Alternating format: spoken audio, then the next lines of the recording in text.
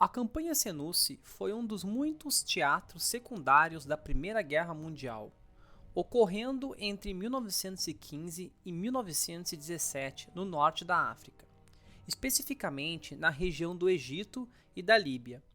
Esse conflito envolveu o Império Britânico, representado por suas forças egípcias e aliadas, contra o Senussi, uma ordem religiosa e movimento político que foi incentivada pelo Império Otomano e pela Alemanha a lançar ataques contra os britânicos. Embora menos conhecida do que as outras campanhas, a campanha Senussi foi significativa por ilustrar a estratégia de guerra indireta e a tentativa de mobilizar movimentos locais para desestabilizar o esforço de guerra aliado. A Ordem Senussi foi fundada no início do século XIX como um movimento islâmico de reforma e resistência contra a influência colonial estrangeira. Baseado na região do atual leste da Líbia e do sudoeste da Líbia, a ordem ganhou influência significativa entre tribos beduínas e comunidades nômades. Antes da Primeira Guerra Mundial, os Senussi já haviam resistido à colonização italiana na Líbia, que começou em 1911. Durante o conflito mundial, eles viram uma oportunidade de expandir sua luta contra as potências europeias, com o apoio do Império Otomano e da Alemanha. Com o início da Primeira Guerra Mundial, a Alemanha e o Império Otomano buscaram fomentar revoltas em territórios controlados pelos aliados, especialmente em regiões de maioria muçulmana. No Egito, então sob a ocupação britânica, a população muçulmana representava um ponto de vulnerabilidade para os aliados.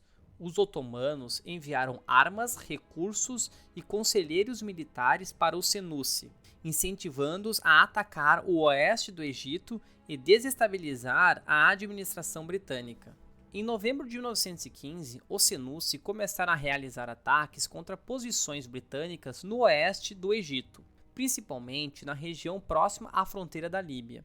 Liderados por Ahmad al-Sharif al-Senussi, com o apoio logístico de conselheiros otomanos e alemães, os Senussi atacaram postos avançados britânicos e realizaram incursões contra vilarejos e ferrovias. Um dos primeiros ataques ocorreu contra Solun, um porto estratégico no Mediterrâneo. Eles também realizaram ataques no deserto ocidental, avançando em direção ao oásis de Sia e ao de Bahariya. Sua tática baseava-se em ataques rápidos e no uso de seu conhecimento do terreno para emboscar as forças britânicas. Esses ataques ameaçavam as linhas de comunicação e suprimentos britânicas, além de causar tensões entre as comunidades muçulmanas locais, que podiam simpatizar com os Senussi. Os britânicos reagiram mobilizando forças do exército egípcio, apoiadas por unidades indianas e australianas. Um dos primeiros passos foi enviar tropas para proteger a ferrovia, que conectava o Cairo ao Canal do Suez, uma linha vital para o esforço de guerra britânico. Em dezembro de 1915, uma força britânica, sob o comando do general William Peyton, foi enviada para Solun. A primeira grande batalha ocorreu em Wadi Senab, onde as forças britânicas conseguiram repelir um ataque Senussi, mas enfrentaram dificuldades devido à falta de familiaridade com o terreno e as condições desérticas.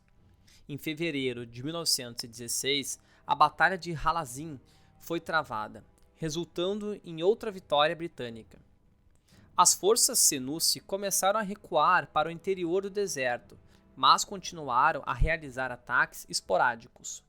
O ponto de virada foi a captura de Solun, em março de 1916.